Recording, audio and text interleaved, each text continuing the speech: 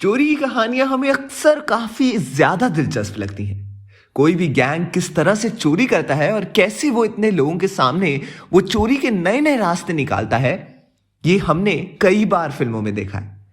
लेकिन क्या आपने कभी ऐसी कोई बात सुनी है जिसमें एक चलती हुई ट्रेन से चोरी की गई हो? ये कहानी नहीं बल्कि असली घटना है।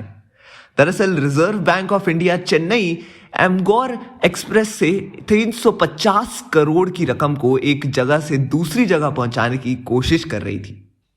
ये बात तो आप समझ सकते हैं कि जब कभी भी किसी भी बैंक के जरिए इतनी बड़ी रकम को एक तरह से दूसरी जगह लेकर जाया जाता है तो कितनी ज्यादा टाइट सिक्योरिटी होती है और कितने ही ज्यादा रूल्स के साथ ये काम पूरा किया जाता है।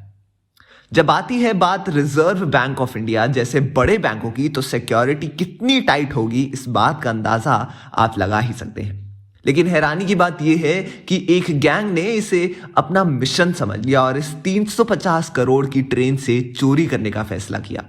जी हां, दरअसल 7 चोरों का एक गैंग इस चोरी के लिए तैयार हो गया और उन्होंने उस ट्रेन के कोच का पता लगाया जिसमें ये सारे पैसे रखे गए थे।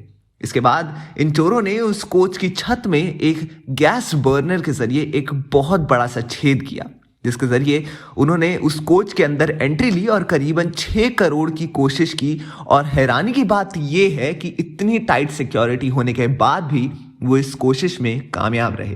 लेकिन उन्हें इस बात का कोई अंदाजा नहीं था कि इतनी मेहनत और इतनी प्लानिंग के बाद जो रकम उनके हाथ आई थी वो दरअसल उनसे जल्द छीनी जानी थी। जी हाँ, जब इस चोरी का पता लगा तो सीआईडी को इस गैंग के पीछे लगा दिया गया। लेकिन उसके बाद भी सीआईडी को 2 साल तक कुछ भी सुराग नहीं मिला। लेकिन 2 साल के बाद नरेंद्र मोदी ने डीमोनेटाइजेशन की अनाउंसमेंट की और तब यह पता चला कि इस गैंग के सभी चोर अलग अलग रहने लग गए हैं। उन्होंने तकरीबन 2 करोड़ अलग अलग प्रॉपर्टी खरीद ली है और बाकी के पैसों को ठिकाने लगा दिया, क्योंकि वो इतनी बड़ी रकम का बैंक में कहीं बदल नहीं सकते थे। इतने में सीआईडी को भी इस गैंग का पता लग गया और इन सभी चोरों को अरेस्ट कर लिया गया।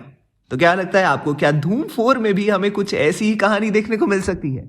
आप अपनी राय हमारे साथ कमेंट सेक्शन में जरूर बांटें और देखते रहिए हमारा चैनल बॉलीग्राज स्टूडियोज।